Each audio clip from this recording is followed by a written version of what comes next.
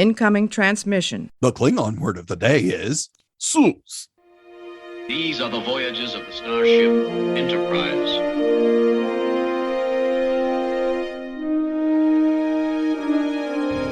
So, this is a huge victory for the good guys. Scotty, beam me up. Resistance is futile. Live long and prosper. To boldly go where no man has gone before.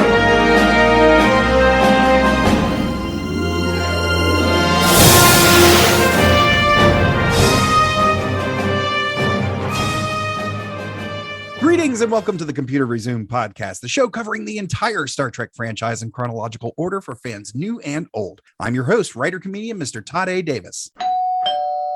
An admirer of all things space and robot-related, artist, sculptor, podcaster, Cuddlebot. It's J. Chris Campbell, yay! Yay! Thank you very much. I'm so What's happy up, to be man? here. How are you? How have you been? You know what? I'm doing great. I'm happy to be on here. I'm glad that we got to put this together, that you asked me to come on, because I am a fan of Star Trek, and it's nice to know that other people I know are fans of Star Trek. Yeah. There's been a couple of times, and I've had a couple of surprises of folks in my life who are just, wait, you're a Star Trek fan? Really? Oh, okay. Well, sweet. That's awesome.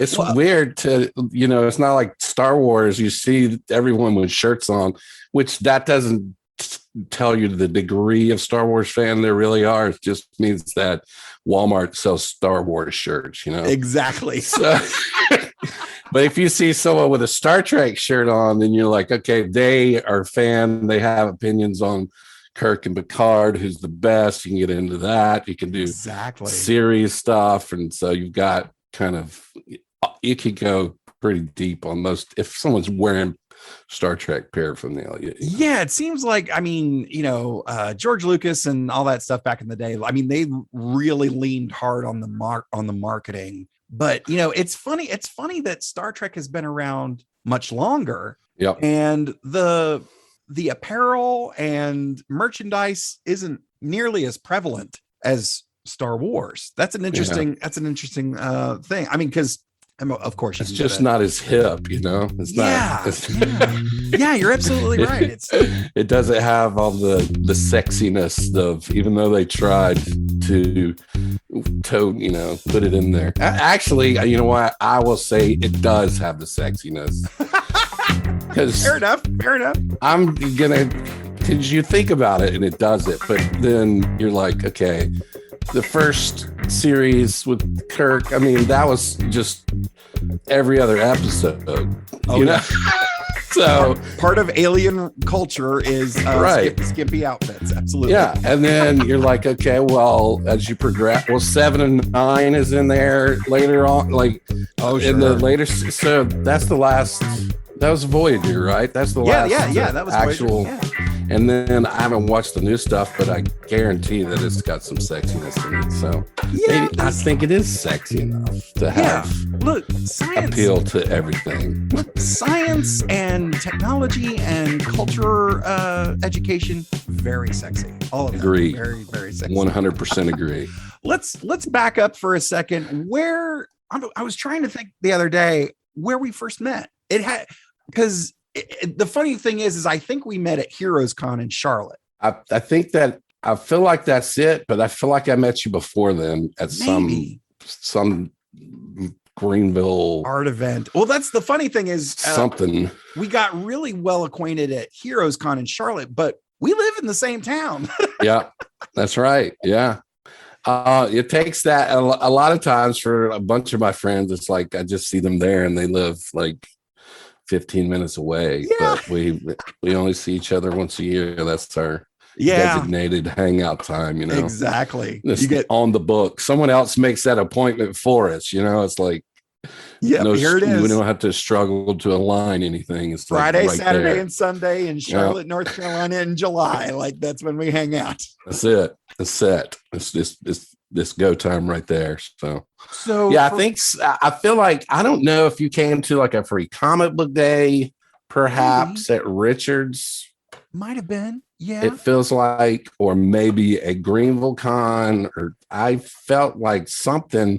I briefly saw you somewhere before I saw you again at Heroes Con. Were you working out of a space on Pleasantburg Drive, close to Sunshine Bicycle Shop? I feel like you were based in there somewhere, or had a shop or something.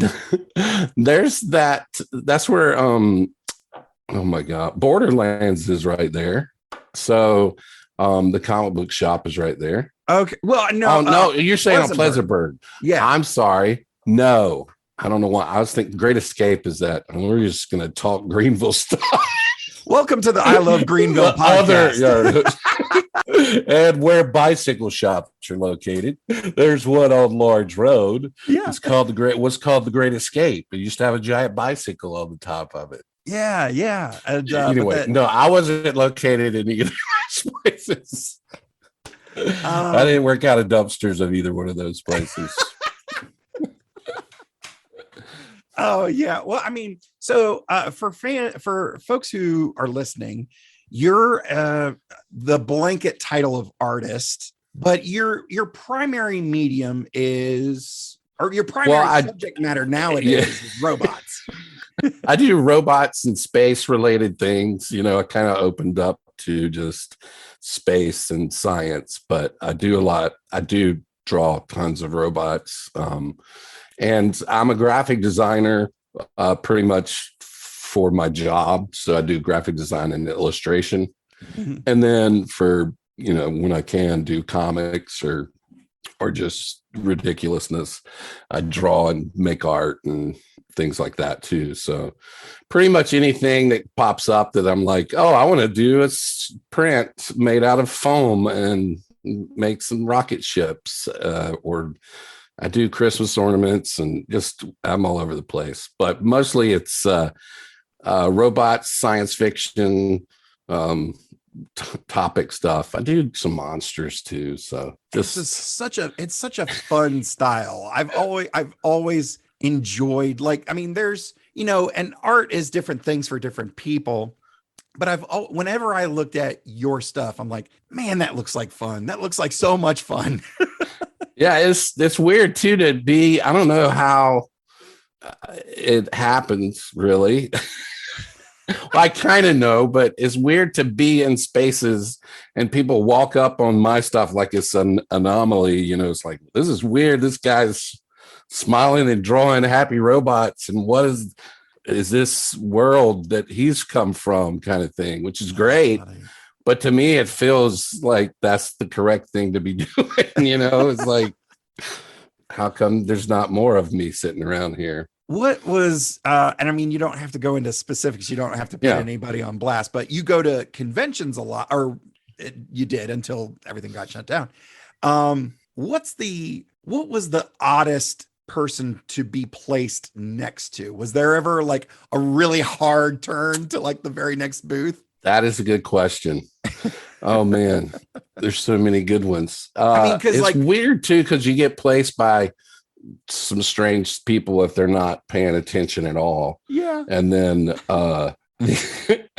Oh, that's a good question. Well, I know there was this one time I was right next to like this t-shirt guy, and I don't even remember where this is at. And it was like the ultimate vertical marketing technique, like to the ceiling, like had perfected, like, so you have like this giant, massive wall right like there. Wire mesh right there. And so you've only got like one side basically to kind of, right here is just the backside of that guy's wire mesh wall.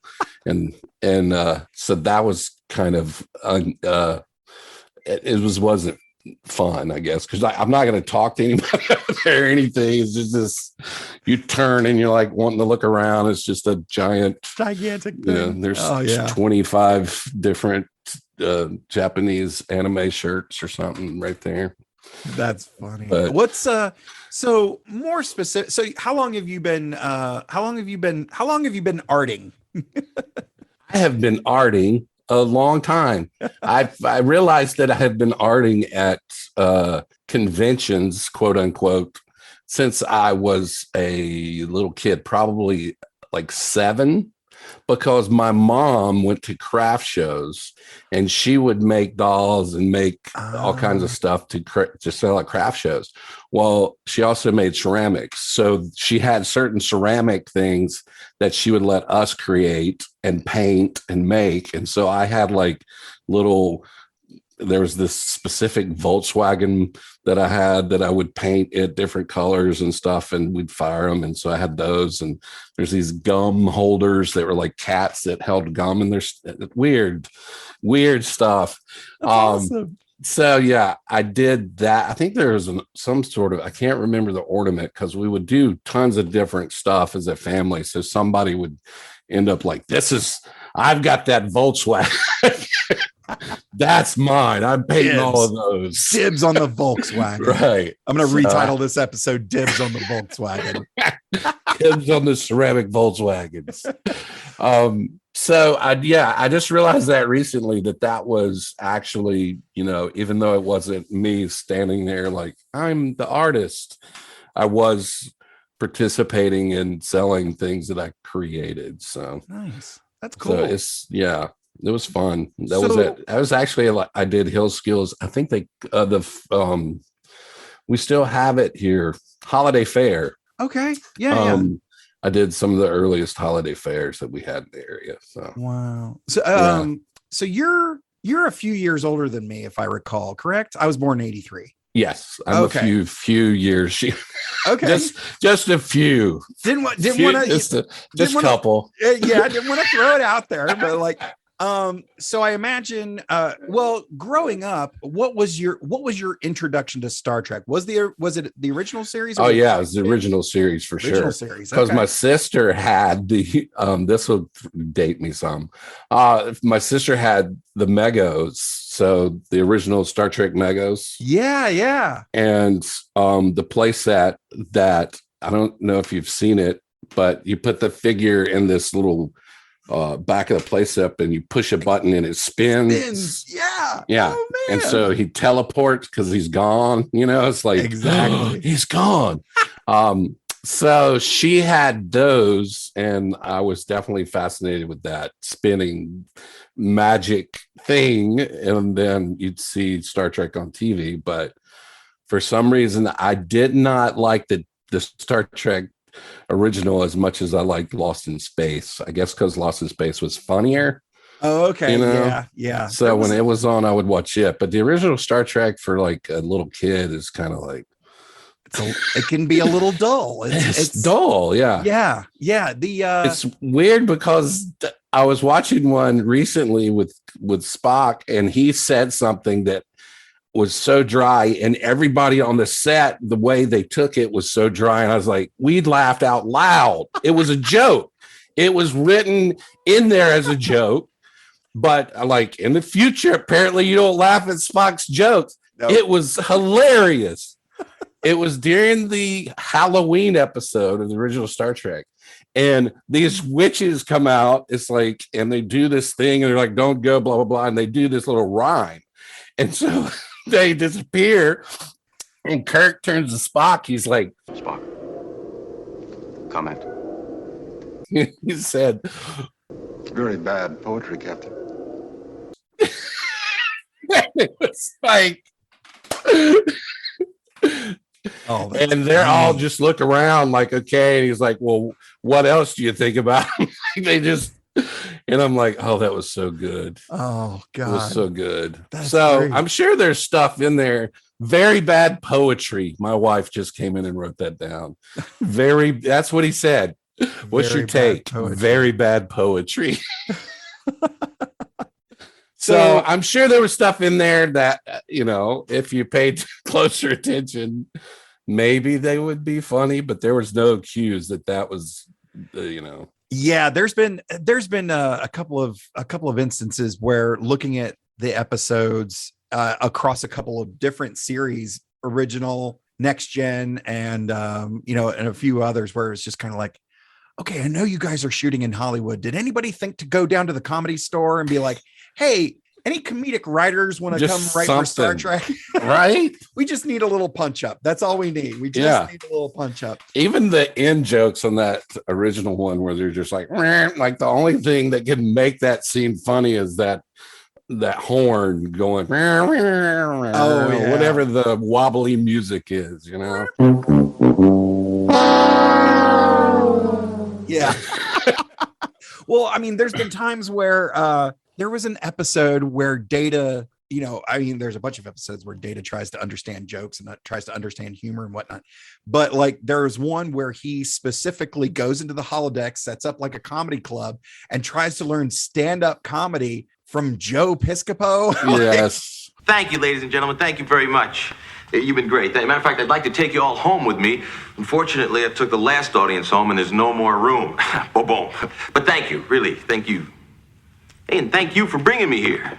As a stand-up comic, it is so painful to watch Joe Piscopo do this Jerry Lewis-ish bit, and it's like, oh my god, it was like all like vaudeville-y, and you guys know Jerry you Lewis. you guys know you had Whoopi Goldberg like on set, right? Like right there. She could have called anyone and be that she didn't want to do it. Oh my god, like Billy Crystal, Robin Williams. Oh yeah, got them on speed dial. Could you imagine that? Oh man. Anyways, I guess they just said we have a budget for a comedian for this much.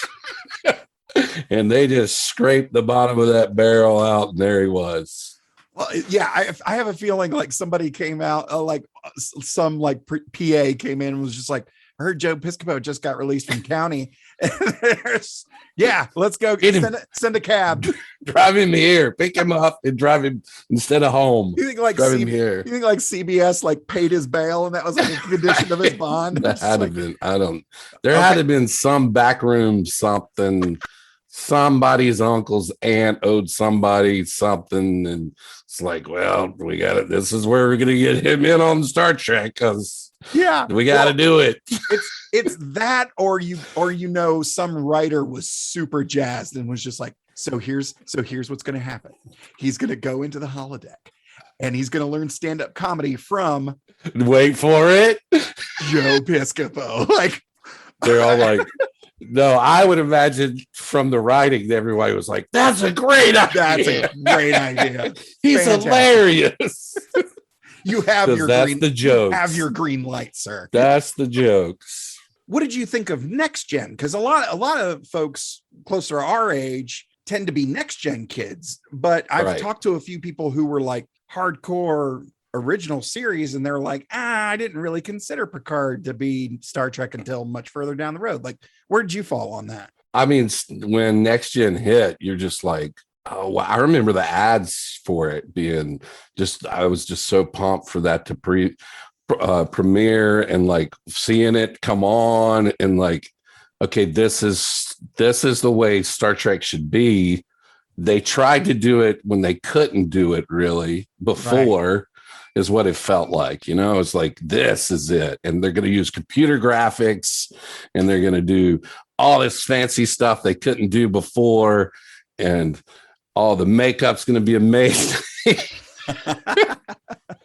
The Klingons will look better and all that. So so I was jazzed and I loved it. I'm trying to think of, because I'm coming off of, you know, your Star Wars, that all of that just amped up space adventure for you. And then TV wise, you've got Battlestar Galactica and Buck Rogers. Buck Rogers for me was like the one that was like, okay, this is my space TV show.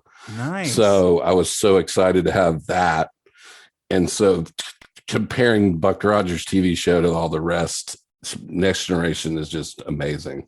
Yeah. Especially when you start getting into it, like 5th season, and you're just like, they're dropping science in on these things, and you're just like,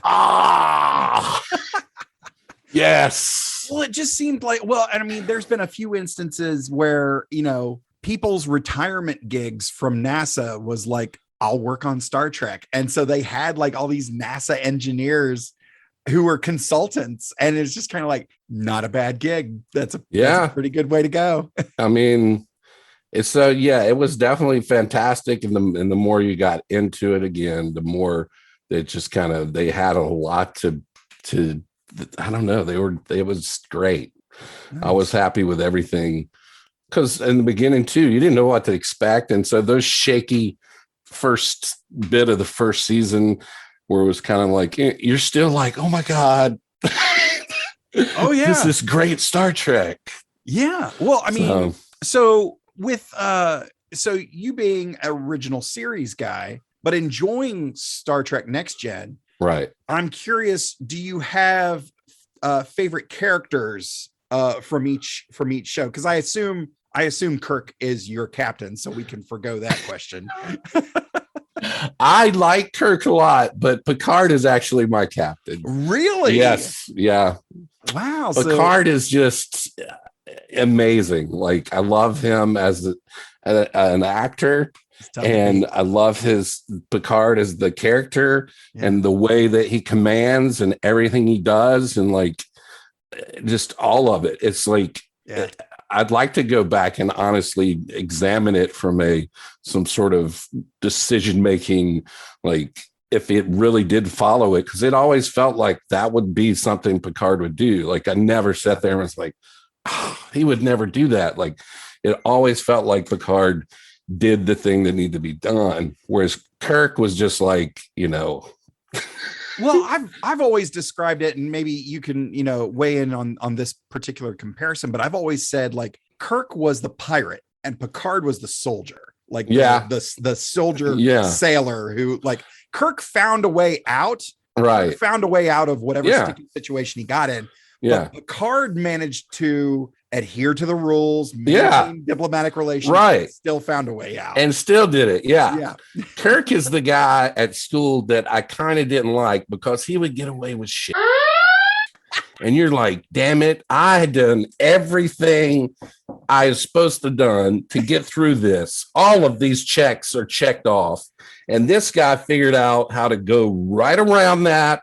And look, he's got the praise, and he's like, there's Kirk. Like, he doesn't get in trouble. Kirk started his project 15 minutes ago. Right. I worked on the weekend. Right. Yeah. He's not smarter than me. He just figured something. He's just witty or some charisma thing his way through this. Yeah. And you're like, okay, fine. But the sooner you learn that that's going to happen in life, I guess, is the better. Some people do it. I can't say that I have not used charm and a really pleasing smile to get out of certain things. I do know that it works. So again, when it's I'm not as good as I used to be at it, but yeah, Kirk was the man that did it. So if Picard's your captain, yes. Who are your favorite characters from TOS and TNG? I mean, can you narrow it down to one? That seems to be an issue for that's an issue hard. I have. I mean, I love Data. So I can't, he's an android robot, and he's got the whole, like, I like the childlike view. Anytime someone can show the child's mind in something, I always love that. That's fascinating. So they use Data a lot of good times by using that kind of like first experience thing, which is great. Yeah. So, and Spock had some of that too, because he's an outsider. So both of those two characters. I don't know if you can see this sticker on the back. There you go. That's awesome. Spock and That's Data. really cool. Yep. So both of those guys are great. And I would Data is. He's awesome. Yeah. I mean, he was, because I always think back to that one Klingon who came to challenge him while he was sitting in 10 forward to that strength contest, and of course Data beats him immediately. And the Klingon gets really upset and goes to headbutt Data. He does, and it puts the Klingon on the ground, and Data just leans forward and is like, my upper spinal support is a polyalloy designed to withstand extreme stress. My skull is composed of cortinide and uranium. Basically saying you're lucky you didn't cripple yourself just then. Yeah. but still with that childlike mind. Yeah, it's like, what are we doing now? Like, what is this? Yeah. Okay, I'm going to analyze it and see what happens, kind of thing. And it's always fun to see him juxtaposed with someone like Wesley, who who is a child, right? And sometimes Wesley seems like the adult, Yeah, or it's for sure. Picard. Well, I like it when, and I can't think of it as an example right off the top of my head, but I like it where it's like, okay, this is the problem that's happening, and everyone's assumed a certain thing because of the humanality of them. Right. And Data is able to come in and say, but what about this?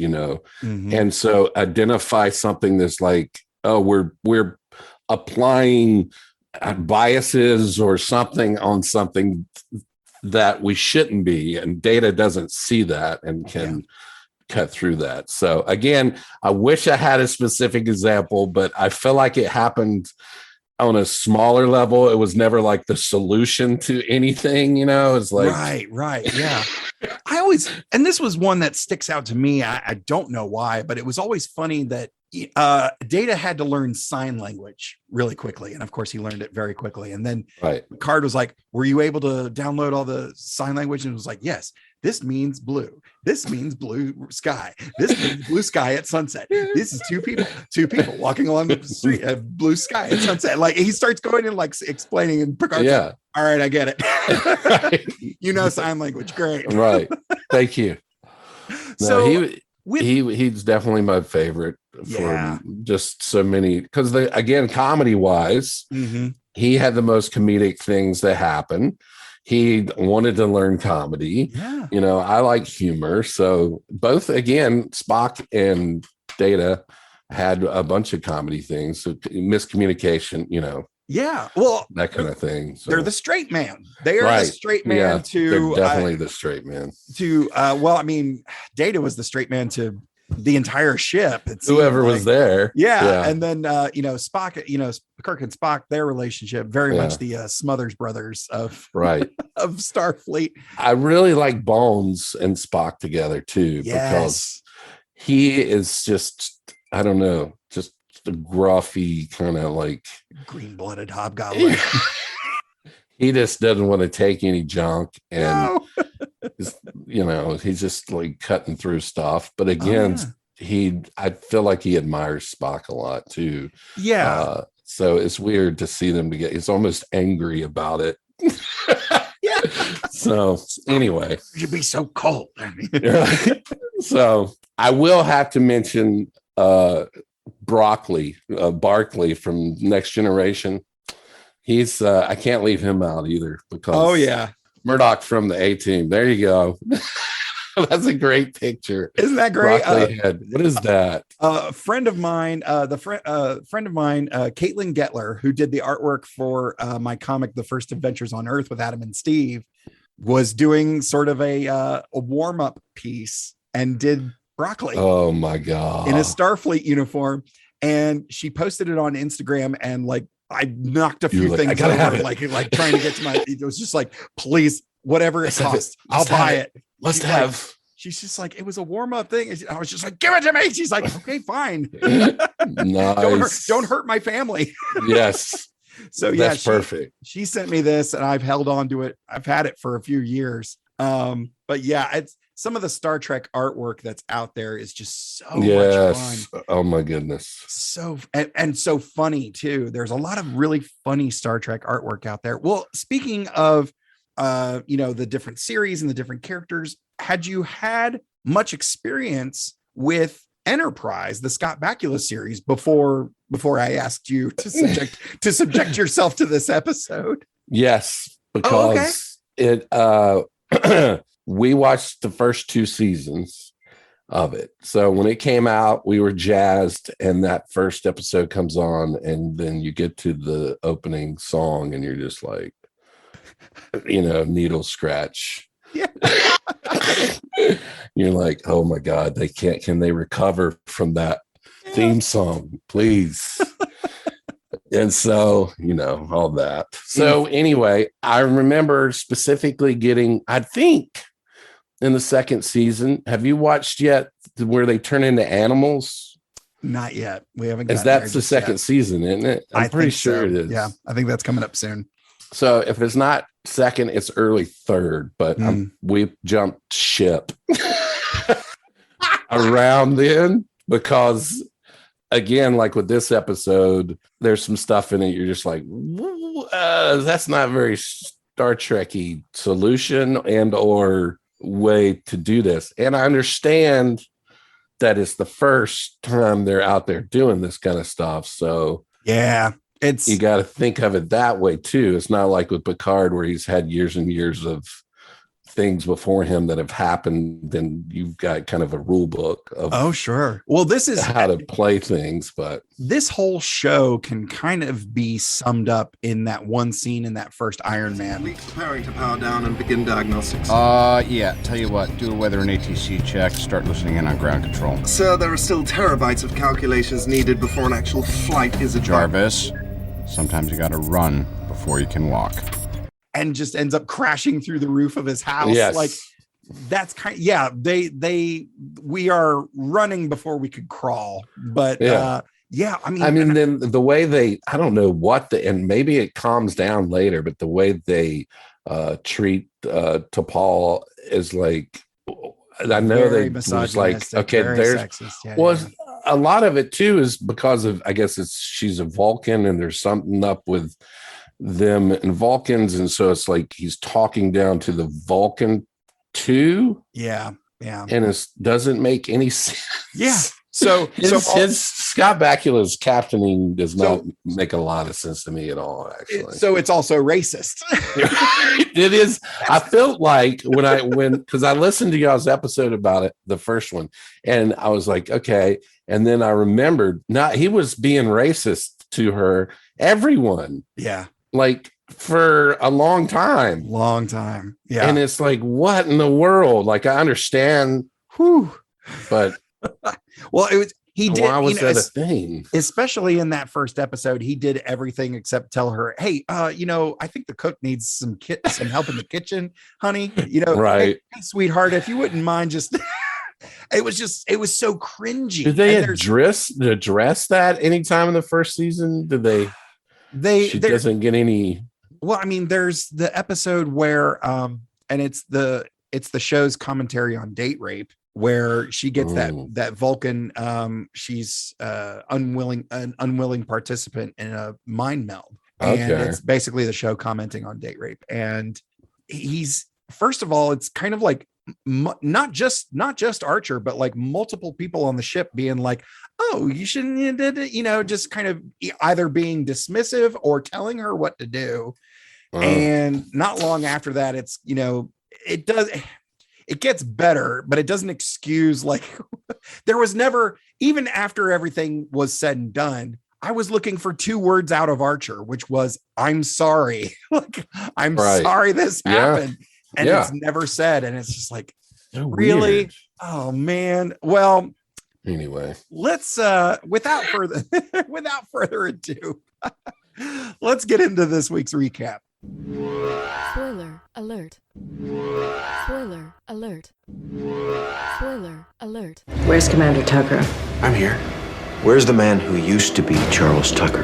A new life form inhabits the crew. What's keeping them from taking all of us? This first contact. They're holding my ship hostage. Maybe their last. They're lying to us. All new Enterprise. While at warp, a huge alien vessel overtakes and swallows Enterprise, disabling the ship's engines and weapons. Sucks. When the scanners register neither the alien ship nor its numerous wisp-like beings, Archer takes Reed and Trip out the inside of the alien ship. Great. While there, Trip is visibly entered by one of the beings. Something just flew in me! Before being returned to his normal state. Doc Phlox's examination reveals no lingering effects. Great. Later, Trip is possessed again. The power of Christ compels you! And is soon located in the mess hall, enjoying the simple pleasures of food. When asked, the alien possessing Trip, the power of Christ compels you, says that they are explorers who merely want to experience the tangible nature of the corporeal state they long evolved from. In exchange, the crew would be permitted to have out-of-body experiences by crossing into the incorporeal realm. Archer, doubtful of the aliens' intentions, demands the release of his ship and the return of Trip's consciousness, both of which quickly happen. Enterprise is now freed, but the engines are not operational. Meanwhile, one by one, the crew starts displaying signs of possession. The power of Christ compels you! Similar events occur throughout the ship, including the takeover of Reed, Hoshi, and 22 others. Travis, pursued by one of the aliens, finds sanctuary in the catwalk. On the catwalk. So Archer orders the uninfected crew there. T'Pol then proposes a plan to use her more disciplined mind to try to uncover the being's intentions. Archer is opposed, but then he's not. T'Pol is soon overcome and discovers that the aliens plan to co-opt the 82 crew members' bodies to save themselves from their failing ship. Archer, T'Pol, and Doc Phlox then hatch a plan to forcibly expel the beings by asphyxiating the infected crew. Though he has some trouble with an infected Trip, Doc Phlox reaches the atmospheric controls and floods the ship with carbon dioxide, and the aliens are forced to return to their ship. When the alien ship attempts to pursue Enterprise, Archer destroys it with 2 torpedoes. I don't care! So this episode has so many bad ideas implemented so well. It was so weird. Like, okay, one of the glaring ones at the beginning when they go out into the ship, within the ship, outside into the other person's ship, and they're standing there, and the things come down. They've got their guns drawn to blast it, and it takes over Trip and everything, and then comes out and everything, and they're just standing there asking him what happened. Like, there's a point there you're like, get the heck out, like, right? Like, if that's an alien creature possessing your body, grab the guy and drag him back into the shuttlecraft. At that time, they didn't know it could chase them through walls and stuff. I mean, that's where you just amp it right up there, just drag him out, you know? And they it was start running, start running something. Get out of there. I mean, they could have brought it back down and been like, oh, it'd have been a good twist, even. Like, they're freaking out. No, they're good people, blah, blah, blah. I was on a farm or the beach or whatever he said. And you know, they could have brought it back around, but right there was so weird. It's like, oh, you were just possessed? Yes, it was strange. I was like outside of my body, floating up there with those other creatures that are going to infect you. No. Well, let me ask you this. Have you personally ever had an out-of-body experience? No, I haven't. No? I wished I had. Yeah, that'd be cool. My mom said she had. Really? Yeah. What happened? Are you okay saying? I mean, I don't want to force you to no, she's well, good. This is a very personal story. No, it's not. Yeah. My mom's outer body experience. She saw me. No, yeah, she apparently passed away during some operation. They gave her too much medication or something, and so she saw herself lifting up off the table. And then when they fixed it, she sucked back into herself, she said. So whoa. Yeah.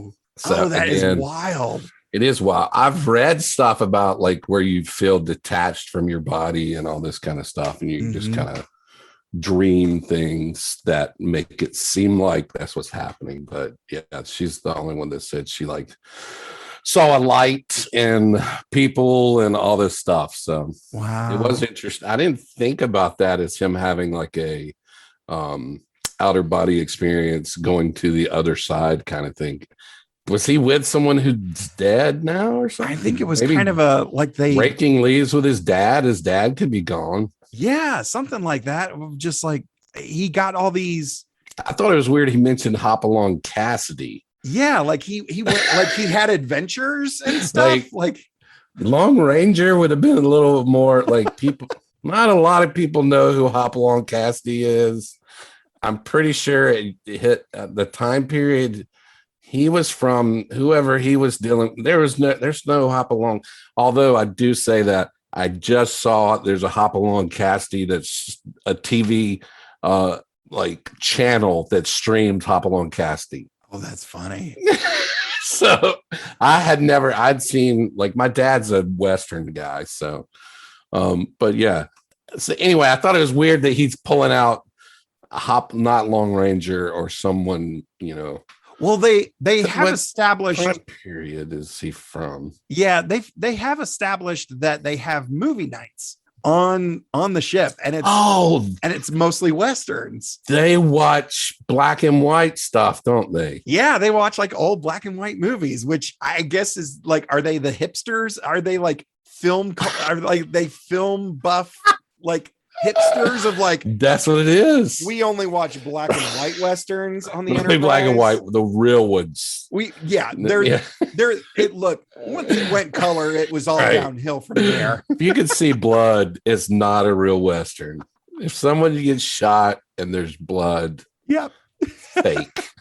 Well, I shortly after, my mother passed away when I was 19. And I don't know that I've ever shared this on the show, but like she passed away. She was sick for a year and then boom, gone. Like, and she had gone to Emory to see if she was eligible for a lung transplant and the whole thing, and just never came home. And like, it was devastating, obviously. Yeah. And I was, I was just a kid at the time and everything. But shortly after that, I recall being in bed asleep. And then like my bed was against a wall. So I always slept on my one side that was always facing the wall. And I recall like sort of drifting off to sleep, but then feeling the mattress sink down as if someone had like knelt or sat on the edge of the bed.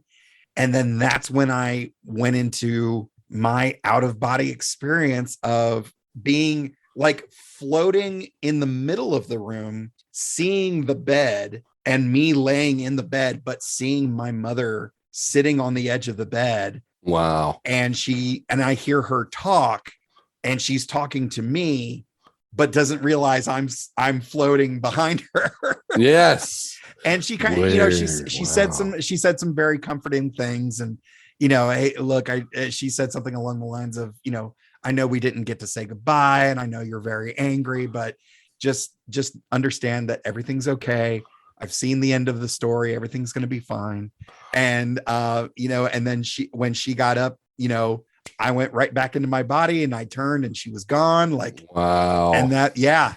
And that's pretty fantastic, actually. It was very, it was very cathartic. That's what I was about to say. That's like amazing.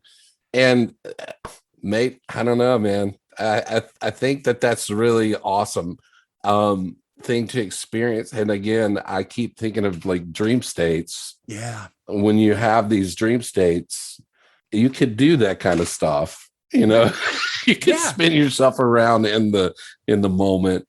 But when you hear things like that are so specifically, it's wild, because I mean it calls into question like the notions of consciousness and the notions of reality and the this world and whatever lies beyond. I mean, and that's not even taking into account any sort of religious point of view, right? Exactly. It's just so wild. And so that, I mean, and so they were like, this is a great idea, we will barely even use this concept. Instead I mean, I didn't even think of it as like an outer body experience thing. I thought of it as like just being possessed by an alien, and then my consciousness is out there floating, and it's just like the synapses are all firing at once, so I'm seeing everything kind of thing. That's what I was thinking that was happening to him. But it would have been cooler to be like, hey, this is a outer body experience, kind of really what's kind of happening. That would have been neat. And and if that, who wrote this again? You were going to go over that later. Oh yeah, it's Berman and Braga, and then Andre Bormanis. We'll get. They would have done. That's what doesn't make sense. Those guys are amazing. Yeah. I don't know. It has to be the director's fault. I blame the director. There's been a few instances where we've had an episode. Well, the episode where they go on shore leave, 2 days and 2 nights.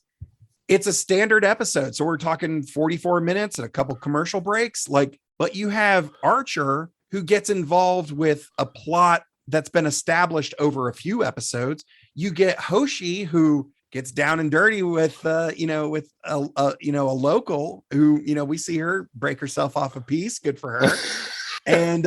And then we get the comedy, we get the buddy comedy of Trip and Reed trying to go have, basically trying to have their version of the Hangover movie, right? Which goes about as well as the Hangover movie does. And then we also have like Travis who breaks his leg and then catches a disease and like has trouble getting back to the ship. Like, oh my goodness. You had not just an A plot and a B plot, but you also had a C plot and a D plot. That's and I crazy. feel like because they tried to cram all of that into 44 minutes, like nobody got their just due.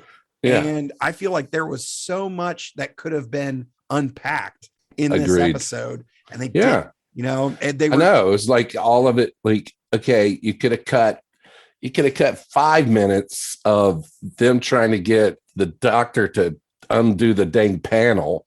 Like, I don't know how fresh you watched this, but I was trying to get over with it, watching it. And he was having trouble opening the panel to get in there and adjust the settings for the air. It should be noted. It should be. You should use your foot for leverage. That was a line from it. Yeah. And he was like, he does it. It says good idea. Because the comedy was that they pulled the panel off and fell on his butt. So you got a little joke in there. Look, he fell down. Pratfall. But it's a pratfall. You got to have a pratfall. Before that, it was take the panel off. What should I do with the panel? Put it on the floor. Like, is the doctor an idiot? Well, it should be noted that Denobulan doctors have not been introduced to the concept of righty tighty, lefty loose, and that's part of the problem. Was like they're too established Earth directions for undoing things. They're too busy attaching leeches to things, right? And stuff like that. Rubbing leaves on stuff. There's no tray in this room for me to lay something on that I'm working with. What do I do with the panel? What do you do with the panel? Like, the panel should have been off. Like, you don't even ask. Yeah. You're taking the panel should have been gone, and you're asking, like, so there's 5 minutes of something else. I mean, anything. Yeah. And even like, I don't know, man.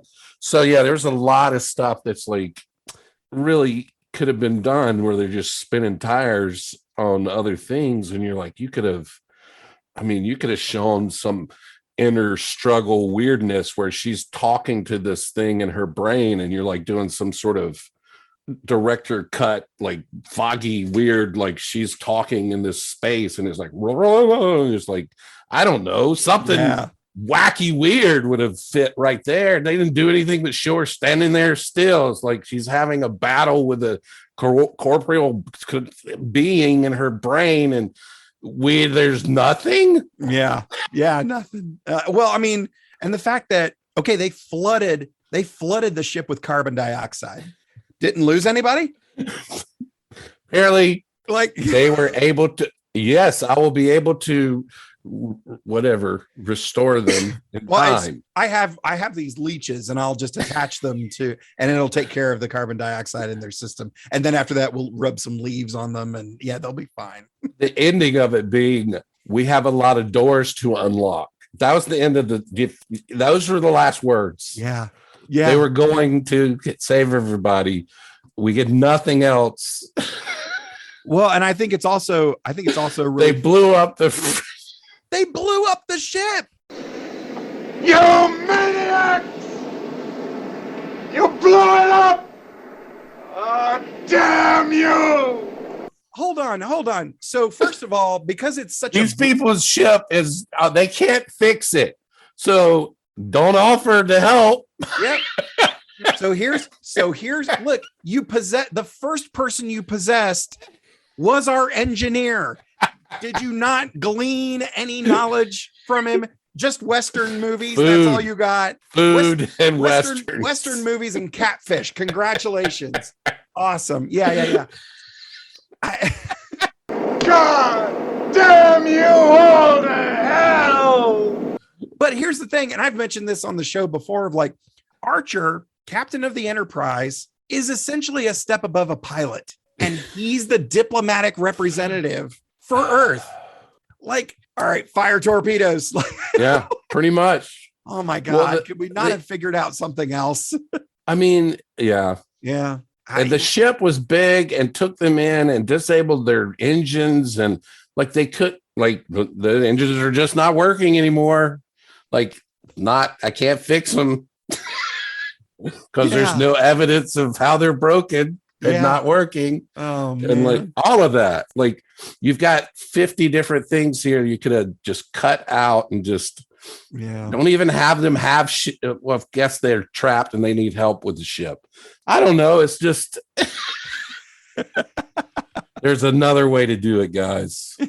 Well, what if it was just one person laying on a table and just trying to fight this creature in their head and having conversations with this, thing, and like just going through that. Isn't there an episode of Next Generation where someone's in a like outer body experience thing? And I think so. Yeah. I think at one point almost everyone gets possessed on the Enterprise D.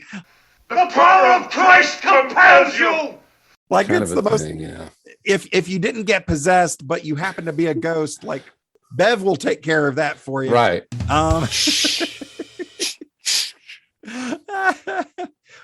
So as we do with every episode, we ask, who do we blame? This episode was written by Rick Berman and Brandon Braga. Their last episode was season 2, episode 14, Stigma.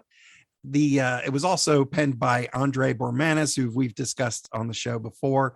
His last episode writing was season 2, episode 8, The Communicator. That's where Reed forgot his cell phone on a pre-warp society. Another brilliant move by the NX-01 crew. And of course, the teleplay was penned by Berman and Braga. The director of this episode was David Livingston, whose last episode directing also season 2, episode 14, Stigma. And then we're pretty light on the guest stars this week. It's once again Mr. Joseph Will as crewman Michael Rostov. We've seen him before in Voxala, and as I mentioned before, the episode 2 Days and 2 Nights. But this is the last of his 3-episode stint on Star Trek Enterprise. So, Mr. Joseph Will, thank you so much for your contributions to the franchise. Good day, sir. Yeah, and good day. I said good day. So, any final thoughts, Chris, about this episode? I mean, I'm shocked because Brandon Bragg, Brick Burton, those guys, they made the best Next Generation episodes ever. Yeah, they did. It was him. And it was them, and like Ronald D. Moore, who was largely responsible for BSG, the reboot of BSG, and Battlestar Galactica. If you don't know what BSG is. Oh, there you go.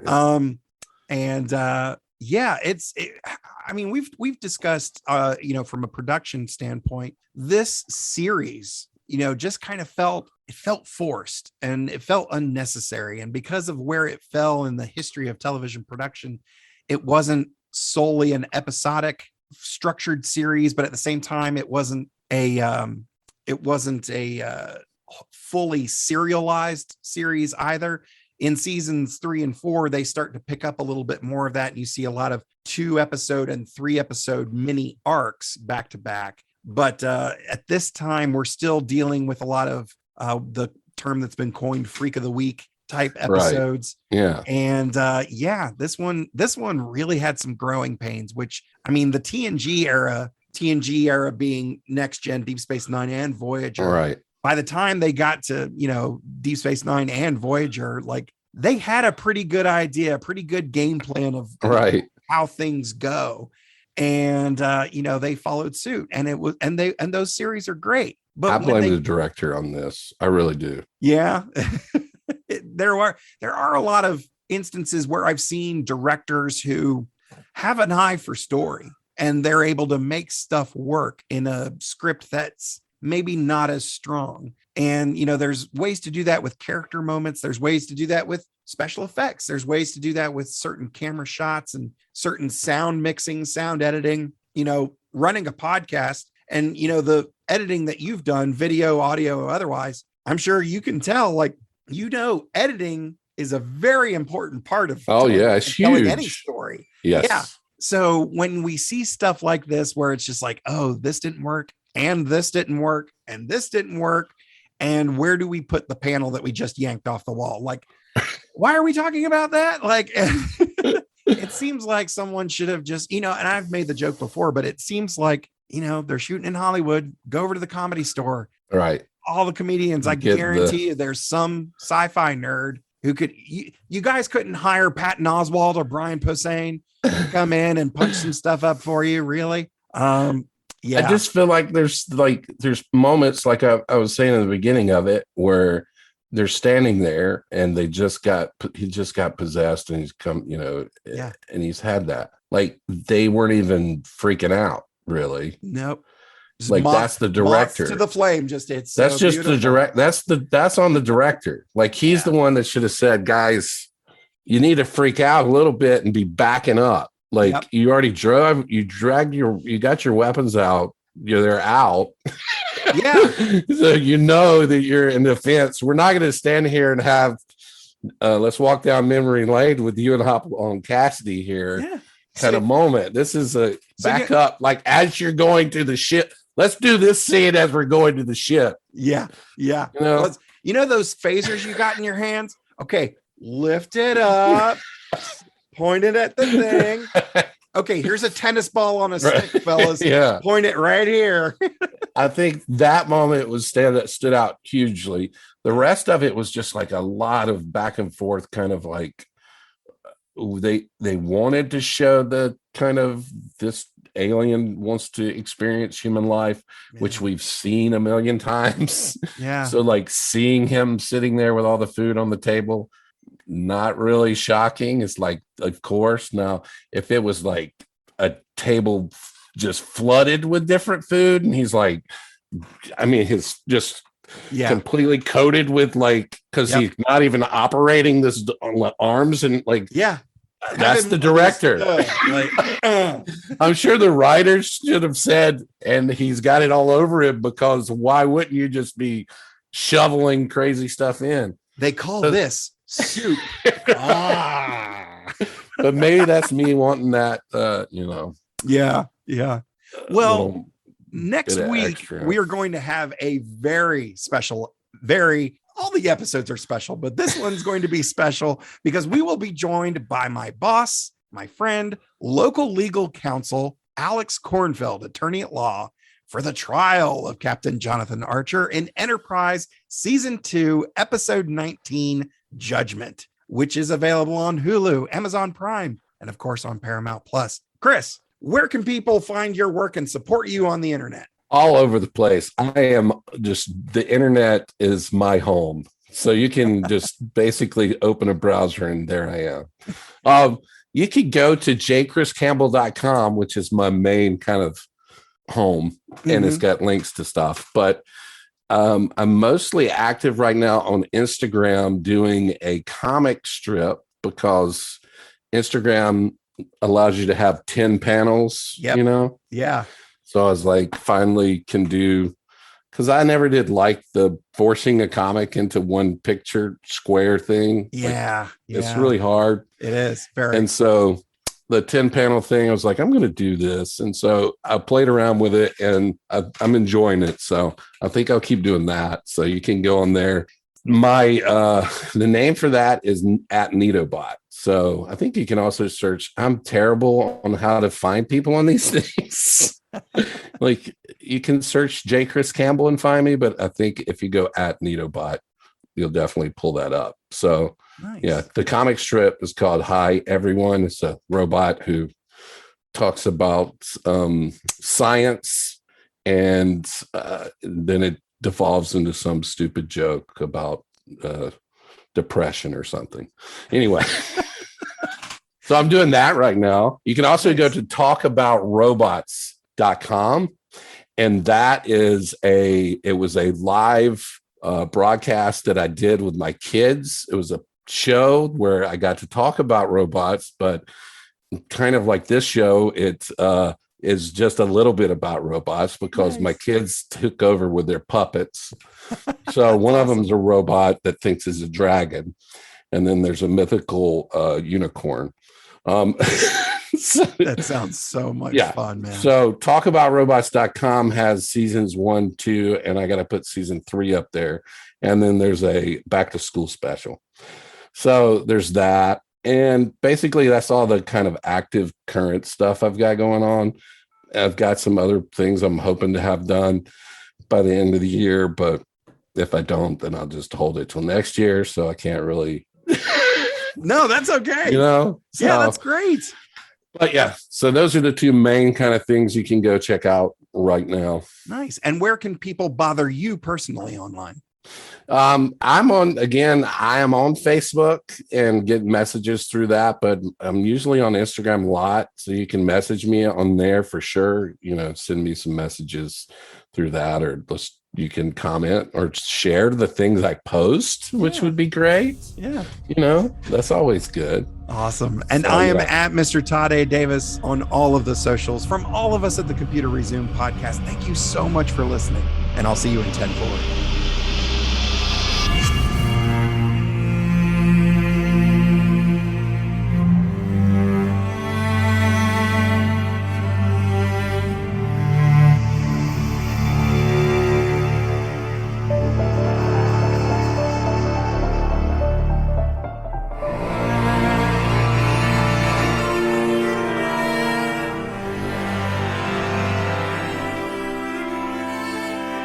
Feel free to send us your subspace transmissions to computerresumepodcast@gmail.com or at Computer Resume on Facebook, Twitter, and Instagram. The Computer Resume podcast was created and produced by Mr. Todd A. Davis. Our logo was designed by Will Martin and Justin Bishop. The opening theme was produced by Justin Bishop. Our outro music was provided with permission by Drone Node. Additional music was provided by Mr. Todd A. Davis and Gary Horn. And I'm Kat Davis at that.darn.cat with a K on Instagram. The Computer Resume podcast is part of the Slice of Fried Gold Network. #LLAP. We'll see you next time.